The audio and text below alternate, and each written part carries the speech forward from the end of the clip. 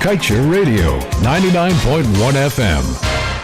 Hello, thank you for tuning into Kaieteur Radio. Kevin Smith here. Welcome to your news at noon. These are the top stories we are tracking.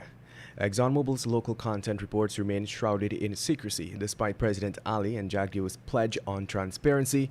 PPPC commissioners proposed termination of Lowenfield Myers Mingo contracts, and a man who grabbed woman's breast and chops labor for intervening. Meanwhile, Exxon to rent more supply boats and mechanic on the run after strangling woman with towel. Meanwhile, cop accused of brutalizing wife out on $50,000 bail, and contractor was paid in full 7 months before completion, PAC hears. Meanwhile, OAI's 10% increase causes conflict with stakeholder. Stay tuned to stay informed.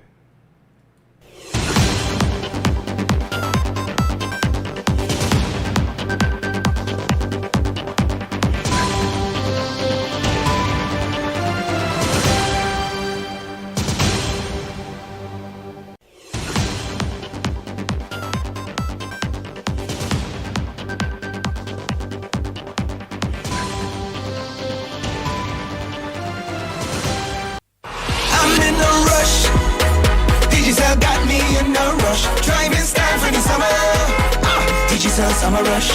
Nobody's doing it big like Digicel this summer. Top up with $1,000 or more and collect the letters to spell the word RUSH for a chance to win one of 3 brand new Toyota Rush SUVs. Yes, you heard it right. 3 brand new Toyota Rush SUVs. Drive in style for the summer. Hey, Digicel Summer Rush. Start topping up now.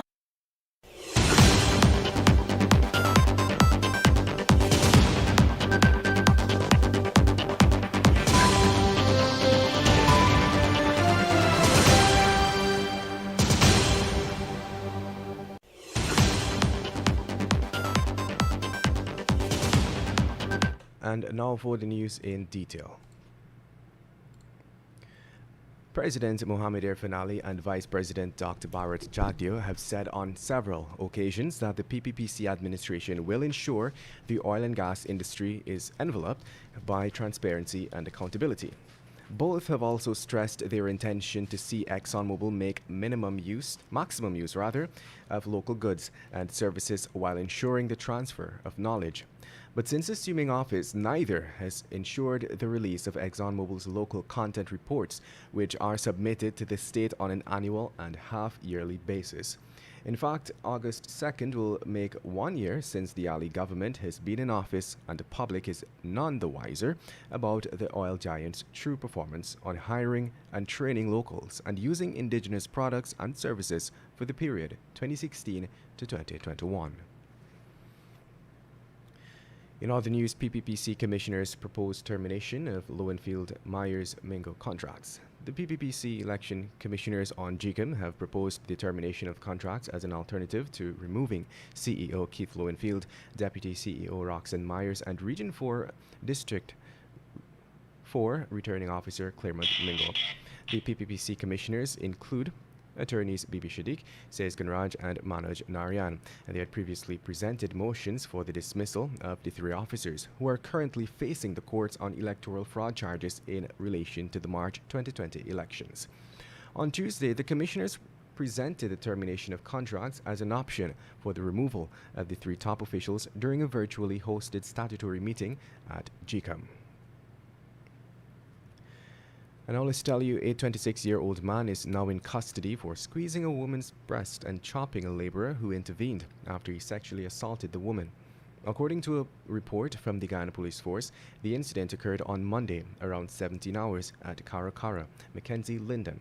The injured man has been identified as 36-year-old Keno Griffith, also of Old Kaieteur.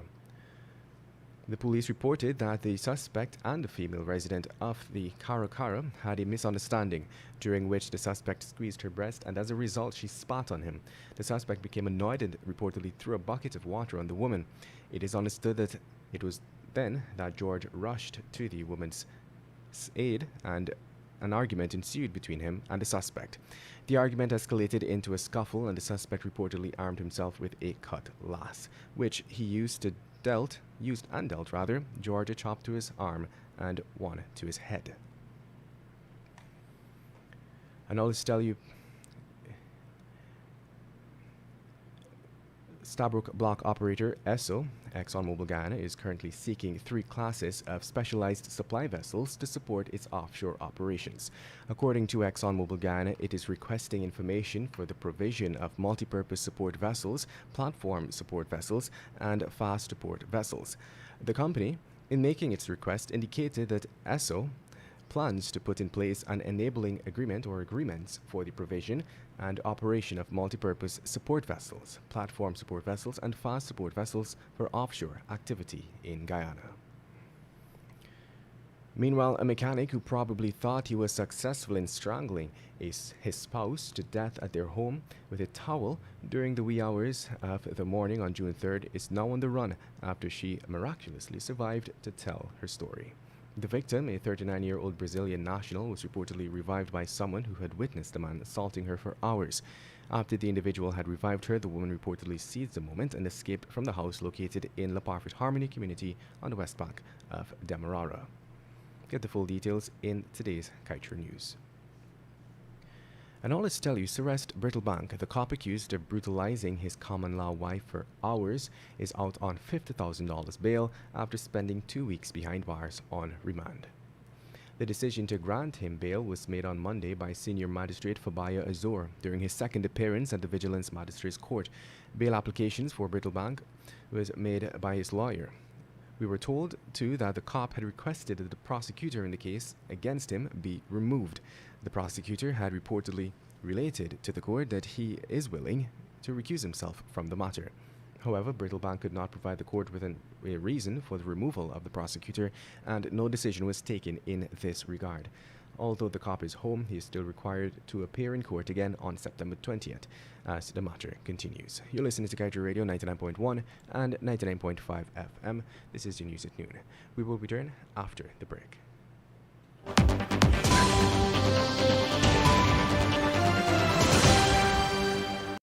Guyana is now a full-fledged oil-producing nation. But how much do you know about this valuable yet finite resource? On our radio program, Guyana's Oil and You, we strike at the heart of every issue with informed views and credible data. The time is now for you to arm yourself with insightful knowledge on your oil wealth.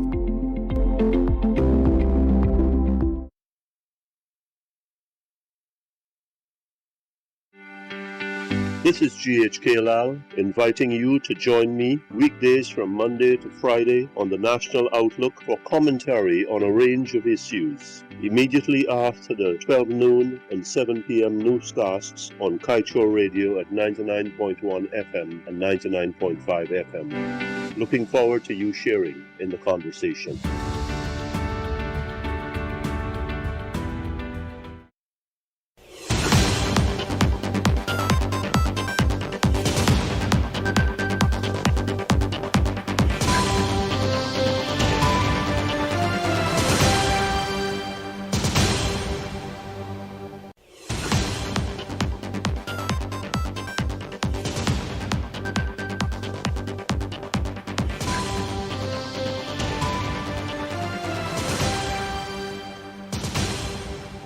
Welcome back. Let us continue with the news. The Public Accounts Committee on Monday highlighted the issue of payments to contractors for works that were not yet complete. The issue came up as part of discussions in relation to the Auditor General's report for the year 2016. Under the Ministry of Education, the AG report outlined a number of discrepancies as it relates to the payment system for contractors and pointed specifically to an instance where a contractor was paid in full 7 months before the completion of the contract. The meeting focused on that instance where the National Procurement and Tender Administration granted approval for the award of a contract in the sum of $6.151 million for the repairs and maintenance at the MOE's book distribution unit. And moving on, it might just be that a conflict has arisen between Ogle Airport Inc. or OAI and Air Services Limited ASL following a 10% increase on the Eugene F. Correa International Airport's land lease. ASL is a stakeholder of the international airport located at Ogle on the east coast of Demerara and is subleasing a section of the state's property from OAI. OAI recently decided to increase the rate of its sublease to the aviation company by 10%, which caused conflict with ASL. The managing director of ASL, Captain A. Mahazar Ali, had penned a letter which was published by Kaieteur News on Sunday, July 25th. Ali highlighted several concerns in relation to the increase. And on that note, we now head over to our COVID-19 update right here on our News at Noon. Guyana has seen 22,234 cases of COVID-19, and that has risen at 530. Meanwhile, recovery cases has reached at 20,773. Just before we wrap things up, we now head over to page 7 of the Kaieteur News, dedicated to being blunt. Whoever hears of signing off on charges without examining bills closely for overcharges or things that don't add up.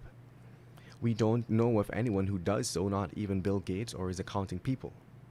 Which Guyanese knows of any person, company, even a religious group who is that unconcerned that he or she signs blank checks and gives them to those they do business with? Billions of dollars in business and expenses. We don't know of any such fool, or any so irresponsible or reckless that they sign blank checks for billions in charges with their eyes closed. Fellow Guyanese, that is what Guyanese leaders are doing. They don't pay. Guyanese pay. And with that, we've come to the end of today's News at Noon. I'm Kevin Smith. Thank you for listening. Want value for your